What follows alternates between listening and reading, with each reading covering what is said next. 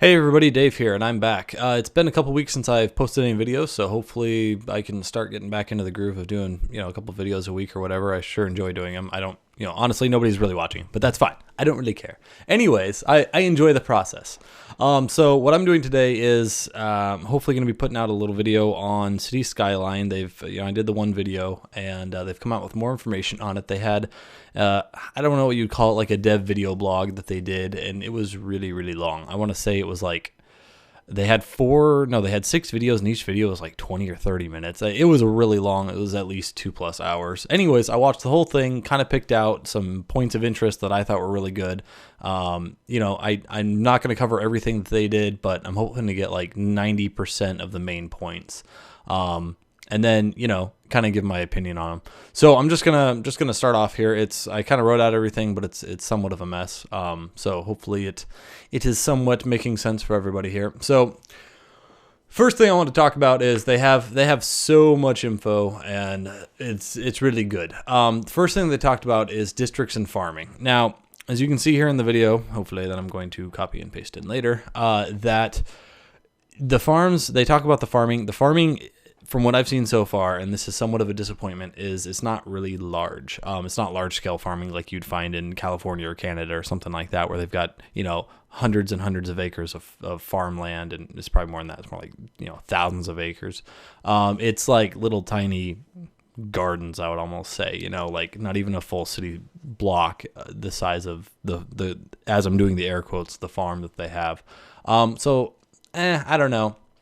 It's a point of something that they talked about for quite a while, and it was fairly interesting, and it was kind of cool to see. And you can do some fun little stuff like rename your animals and stuff, and that's cool. But overall, I didn't like the fact that the farming is so small. I'd really encourage them to take the agricultural, industrial plot size and increase that. So it kind of like in SimCity 4, if you make a plot, 30 by 30 blocks, then the farm grows to that size, and it just kind of adapts to the size of the plot that you put down for the agriculture.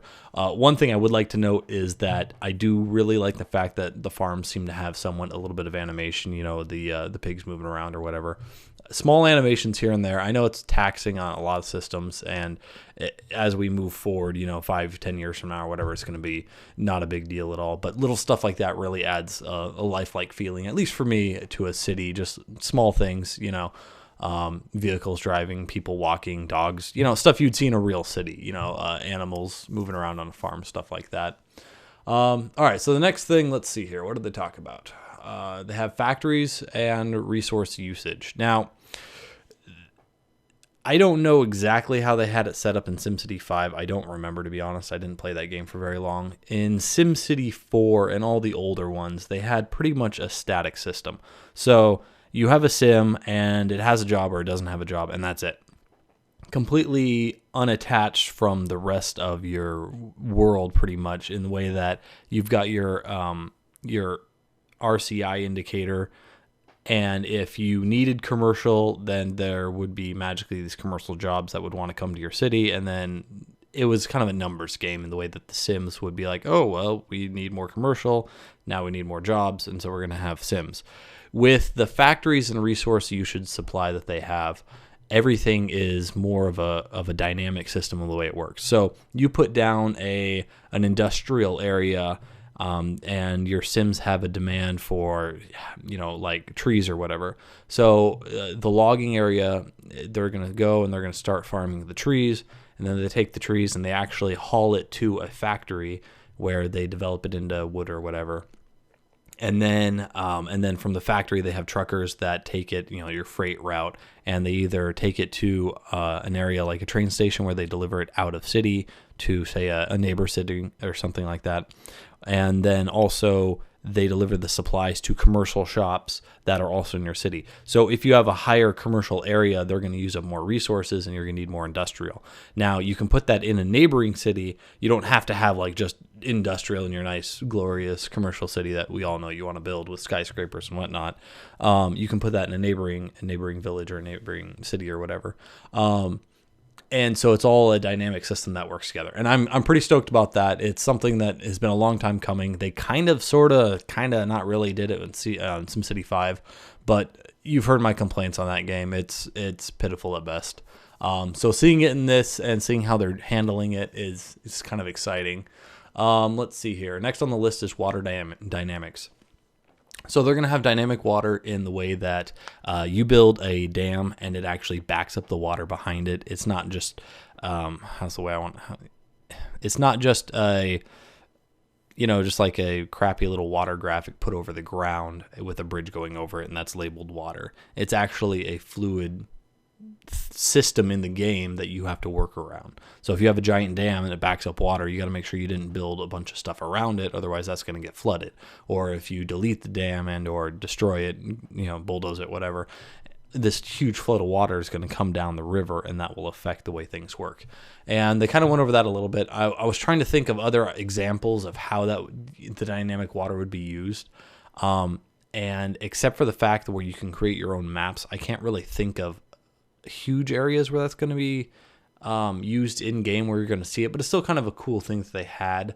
And it will affect, probably the biggest thing it'll affect is water pollution in the way that, so the water actually flows directionally. It actually flows downhill and in one direction. So if you have, your sewage plant outputting all of its waste at the very beginning of the river in your map, all that sewage and that pollution is going to go down the river and pollute up the rest of the river. And same way that I'm sure it carries on to neighbor maps and whatever. So if you have the output at the end of the river in your map, it'll start polluting the river for the city down the line. So that's something to be interesting to look at, and that will change with different, like a hydro dam or whatever. It seems to spread out the pollution. They showed a couple of videos of it, and hopefully I'll link the full videos down below in the description. But I'm also trying to play everything along with it here and match it up with what I'm talking about as best as possible. So let's see here. Noise pollution and the effects it has on residential. So one thing that they went over is that not only are you going to have residential areas, and in like SimCity 4, they had a desirability factor. So if you're if you had like a heavy industrial somewhere, then really rich commercial shops would not want to be close to that. And it was more done on just kind of a radius area, not so much a real life, but you've got an industrial dirty building. Well, for 3.25 miles around it, no nice commercial is going to want to build there.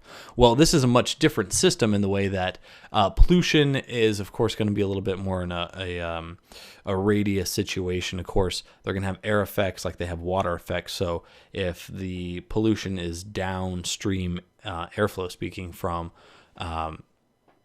like where the rich live, it's going to have a different effect on the pollution. But the noise pollution that I'm talking about is coming off the roads.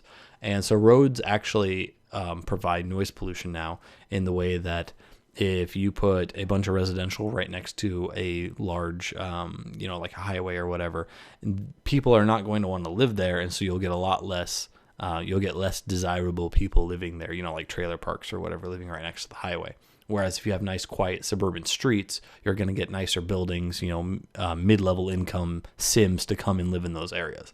And to me, I think that's really awesome because now the noise pollution, which is probably one of the biggest factors for residential, is going to be based on the road system itself and not some crappy radius area. So like you have a freeway and within, just this round radius around the freeway, nobody wants to live there. This is actually going to be based on the freeway itself. And hopefully, nobody's talked about this yet in anything I've seen. Hopefully they'll have some props that you can put up, like some of those noise barrier walls that will reduce the pollution a little bit, or, something to that effect. So we'll see. And since I'm on the talking about the roads, one other thing that they talked about, and I'm really excited about this, is traffic speeds. So no longer is it going to be a static road speed. So like in SimCity 4, Sims would go the exact same speed on a back side street as they would on the freeway. And so the only difference for whether the freeway was used or not would be traffic density and the shortest possible route. So if you had a little 2-lane street that, that was going from point A to point B, but you could go 10 feet further and get on the freeway, people would take that little two-way street because it was technically, and as I'm doing the air quotes, it's closer. But now with the traffic speeds, they're actually going to see that you can go faster on the freeway. So they're going to go on the freeway and take that route, which opens up a ton of possibilities for traffic management and designing of your city, which I'm really excited about because the traffic and the transportation aspect of the city is one of the biggest things that I enjoy doing in sim games. I love how it ties into cities and stuff like that, but it is a big factor for me. So I was pretty happy to hear that they have traffic speeds in the game itself. So let's see here. The next thing, and this kind of also segues into, from the traffic speeds and everything, is the Sims now, what's the word I want to use? In their pathfinding, they have waypoints. So no longer is it, oh, I've got to get from my house to work, so I can only walk to a bus stop and then make sure the bus drops me off within walking distance of the industrial area like they had in SimCity 4. In City Skylines, now they're going to be able to have what I would call waypoints in their system. So the sim will be able to come out of their house, they can drive to the ferry terminal or to the train station or whatever, park their car there, get on the train, take the train to the next city, maybe for the industrial or the commercial area where they have a job, and then get off of that, hop on a bus, and then take the bus to work, or take a taxi to work, or walk to work, or whatever. So once again, this opens up a lot of possibilities that I'm excited about for using train and metro lines and stuff like that for traffic in the city and around the city, which I think it's really cool. The more complex the system is, the more realistic it is, the better cities you can design and build, and the more options you have. And options are always good. You can never complain about too many options. And so along with this, one thing that they mentioned is that cars can park on the streets now. So you can actually have streets that open up during certain times, and you can park on them during the certain times, like during business hours. But then late at night, just like in real life, those parking spots or whatever during rush hour, they, I guess, turn off better than, is the best way I can put it. And it becomes like going from a 2-lane road with parking on the side to a 4-lane road or whatever. And so that's going to be pretty sweet. And once again, it's just another layer of options. But that's something they mentioned that I thought was worth mentioning. Let's see here. Shipping yards, cargo trains, stuff like that. Shipping resources out of the city. I mentioned this a little bit with what I talked about just a few seconds ago, but now they've got shipping ports, they've got train stations, they've got commercial commercial ships to bring passengers in and out, transport ships. They're gonna have ferries, stuff like that, which looks pretty cool. A lot of sim games have that, so it's nothing super great. One thing I'm a little disappointed in is I'd really hoped that the system would have been a modular system for the airports and the shipping yards and stuff. They're not a modular system, and what I mean by modular is that you have like one little shipping port, but then you can attach another one right next to it and double the capacity or the output or whatever. So we will have to see how that works. Right now, it looks like they have a singular design. So you put down one train station, you put down one airport. You can't have an airport and then add another runway and then add a few more, of the hangars or whatever. It's one big block unit, which a little disappointing. Like I said, it would have been cool if they had like a modular system, so you've been like, well, my city has now reached 60,000 people. Maybe we'll throw another airstrip on, an east to west airstrip instead of just north to south. And with that, we're going to add 3 new hangars. And so that increases my capacity by so many airplanes or whatever. Now, this could get into a weird micromanaging, so it might be a little bit difficult to implement without people complaining, but I think it would have been really good. It would have added another layer of complexity, but at the same time, another layer of realism, because that's stuff that, real cities have to go through, designing and expanding ports and stuff like that for larger shipping. And, they have to upgrade their ferry terminals to accept the new types of ferries and stuff coming in. So along with that, and they did not mention this, but this point of interest that I thought I'd point out, hopefully they have designed the pathfinding systems for things like the ferries and the Sims to work well enough, and I'm sure they have, but I'm just pointing this out, work well enough to navigate the way the ports work and stuff. So like in SimCity 4, if you had two train stations right next to each other, the one closer to the population would be at like 310% capacity, just completely overloaded, and nobody would be able to get in there, and it was just way over capacity. And so the train wasn't offering a good enough service, and everybody rated it like a low level train station, gave it really bad reviews. Well, right next to it would be another train station 2 seconds down the road, like you wouldn't even have to barely walk, and it was at 5% capacity. And in real life, people would see, oh, this train station's really full, I'm just going to go to the next one right next to it and get on their train or whatever, it would split the load. Well, because of the navigating in the SimCity game, SimCity 4, they just chose the closest one instead of the one that had the least amount of time. So I'm sure that they are going to implement that in the way that the Sims will have better pathfinding and realize that, oh, this train station might be, a 2-minute walk or drive farther, but it's got no capacity at all, so it'll actually be a faster trip overall.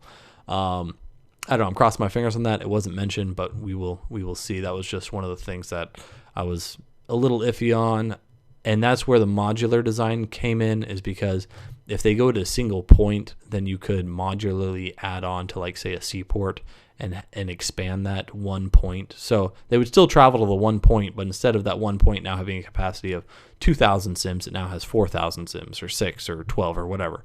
And so you could expand it with them still traveling to that one point. It would be easier to program, I would think, navigation-wise, but and more realistic with the modular design. But as long as they have good enough pathfinding, the way they're doing their shipping ports with a singular port or a singular train station, it should work, and we'll be able to kind of work around that a little bit. Let's see here. All right, next thing, and close to the last here, is that they have the airport, and they showed the airport here, and you can see at the bottom bar, there's only one airport with this giant blank bar. So hopefully when the game actually releases, there will be way more added onto it, maybe 3 or 4 more levels of airports for larger cities or whatever. I'm assuming that's what that's for, but maybe it's just aesthetically they want to make the bar fit in the middle of the screen or something. I don't really know. But I don't know. It's a point of interest to me. So obviously, all the assets that are in the game we have not seen yet, by any means. Now, let's see here. All right, last but not least, 2 other things that it's concerning to me. And when I say concerning, I mean I wish they would not have done it the way they're doing it. So, whatever. The first would be, and this is the biggest for me, is the terraforming. They have stated multiple times that there will be no terraforming in-game. You'll be able to do custom maps out of game and then load them up and play on them, but there is no terraforming in the game itself. Now, why this is such a big deal for me? You've spent all this time on making this beautiful game and all this traffic and everything, and then you go and you want to, I don't know, build a dam somewhere. And right now the dam just kind of stretches across and it piles up water behind it. Well, what if you wanted that little lake behind it to be a little bit deeper, hold a little bit more water? Or, what happens if you want to put a seaport in, but it wasn't quite deep enough for that seaport? And probably the biggest thing that I noticed was, even in their example, they had an airport that they went to throw down, and there was barely a gradient on the hill. I mean, you definitely could have flattened that out and put the airport and made it look realistic and nice. But instead, it gravitated the runway up quite a ways, and the rest of the airport's way down, and so the wings clipped into the hill, and it looked really odd. And I mean, there's so many more options that are taken away by the no terraforming. And another one that I could think of is, unless they have sunken highways as a pre-built deal, no longer will you be able to do sunken highways, which is a realistic thing that a lot of cities do. And so that was a little bit disappointing to hear. So no longer can I terraform the normal highway and sink it down lower and then have overpasses, or build up a little bit of a land bridge to have a train go over this large interchange or something like that. So it really limits the options, which I was disappointed to hear confirmed in this interview. And that is definitely a big point of contention. I'm still planning on getting the game. Still looks really cool, but it definitely got some points nicked off of it just for the fact that there's no terraforming. It takes so much away from the game as far as the transportation and just the aesthetic look of it. You can't customize things, and maybe not a god mode I don't need a god mode in the way that like SimCity 4, you could go and, dig out half the map into a giant crater or build this giant mountain. I don't really want to do that, but small things like make it so maybe you can adjust the terrain up or down 4 levels or 10 levels, blocks or whatever from where it currently is. And so you can make minor adjustments to fit what you're trying to do in a realistic way. Because in the real world, obviously terraforming is a huge deal. Whenever you go to a build site, they're constantly leveling stuff off. You go to a road project, they're filling gaps in or digging holes out or whatever. And then the last thing on my, and this is kind of the last bit of everything, on my concern list is I hope the game's hard enough, like difficult enough to play. That was one thing I really liked about SimCity 4 is that it was actually difficult to build a city up. I thought it was difficult at least, and get something going. And when you went to build something like, I'm going to build a stadium, or I want to build this new airport, or I need a new school, you actually had to balance the budget and pay attention to what you were doing and think about it. I would really like to get this stadium because it's going to encourage just much more tourism or whatever. Can I afford another $300 a month? I really hope it's going to be difficult enough and that they don't ignore the financial aspect of the game. If it's too easy and you're just like, I'm earning, $50 million extra a month, and so I can build whatever I want, do whatever I want, destroy whatever I want, whenever I want. That takes some of the gameplay, at least for me, away, because you might as well just make it a creative mode instead of a game mode where you have to pay attention to your budget and whatnot. So they haven't talked a whole lot on the budget aspect of it, and since they haven't done a full sim game before where you have to worry about budget, stuff like that, I don't know how they're going to handle it, but so far everything looks really good, so we will see. It's just a point of interest I thought I'd point out that I hadn't seen anything yet on that. And I hope it all works out. So that was the points that I'd gone through.